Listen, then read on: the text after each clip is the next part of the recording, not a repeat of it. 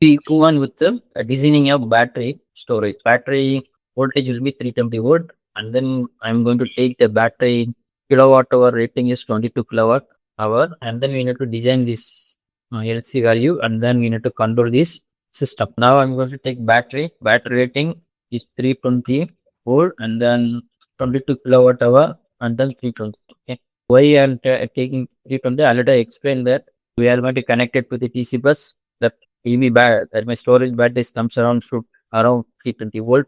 The same case for the EV battery also. And then we need a capacitor. Select RLC branch and connect like this. This is C. And then we need inductor. And then we need IGBT. The IGBT diode. So there are two IGBT diode to connect like this. This will be connected to the positive terminal, and this will be connected to the negative terminal. And also we need to connect the output capacitor. Here I'm going to make this load will be 50% of the load, because we are connecting battery for charging a battery. Just I'm going to make this load will be 50%. Next to process, you need to measure the voltage across this point. Here we need to do the voltage control of DC bus. First you have to measure voltage measurement block here, to connect here, and then use go to block, and then this will be VDC. Next you need to compare this DC with the reference. Just I'm going to do is constant block. DC voltage already told 600 volt. We need to compare this two or subtract these two. It's minus plus, and then it should be converted into per unit. Okay. Just you have to use change block, and just you have to divide with the 600. Next you have to use PA controller. This is PA controller, and this PA controller should be compared with the triangular wave. Just you have to use relational operator and compare with the triangular wave. Triangular generator. This triangular generator pulse, it will be directly connected to this this IGBT, right? So rotate direction should be collector should be in the positive terminal. Just you change this direct pulse will be controlled here, and common input pulse, inverted pulse, control this. Okay. Now I'm going to measure the battery detail. That means bus selector. I'm going to use bus selector. Just connecting this, and I'm going to use probe. I'm going to measure voltage current, the SOC of the battery, storage battery. This is battery measurement. This is battery measurement. Connect this. Just you have to go inside, select voltage. First to remove this two signal, select this voltage, current, and the SOC, and apply. Just you connect voltage, current, and the SOC, and I'm put on saturation block in the current measurement. I'm putting 22.3 divided by 320 minus 22.3 divided by 320. This is current of the storage battery. Next, we need to design this parameter of this LC for that same kind of equation. So that means this is the equation, the same equation we used for PV. Only changes will be you have to change this power rating and input voltage. The remaining everything will be same. Just you have to run this, then you will get the L value. This is L value. Just you copy this one, and then this is C value. Okay. Here we are not doing we didn't do any tuning process.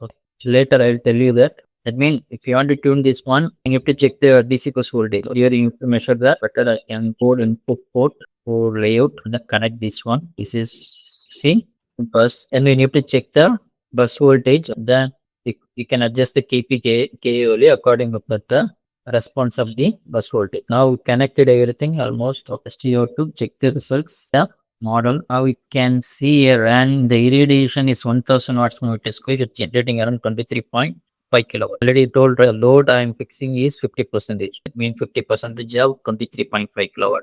That means you consider 12 kilowatt. 12 kilowatt will be sent to the DC load, and the remaining will be used to charge the battery. That's why SOC is increasing. When that the irradiation comes to 500 watts per meter square, the power generation comes around 1.8 kilowatt, but load need around 12 kilowatt. That's why it's slightly discharged. That way the current is changed from negative to positive. And also you can see the DC voltage.